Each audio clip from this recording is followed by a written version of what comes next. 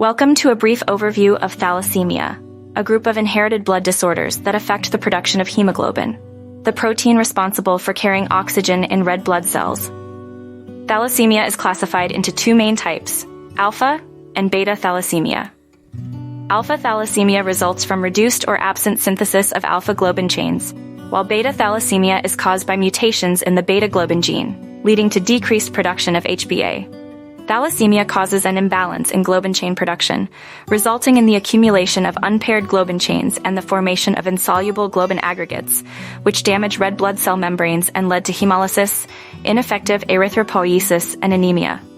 Patients with thalassemia may experience symptoms of anemia, splenomegaly, growth and developmental delays, and bone changes, all of which can significantly impact their quality of life.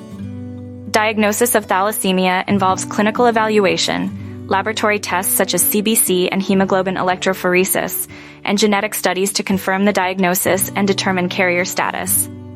The management of thalassemia focuses on alleviating symptoms, preventing complications, and improving quality of life through interventions such as blood transfusions, iron chelation therapy, folic acid supplementation, and bone marrow transplantation for selected patients.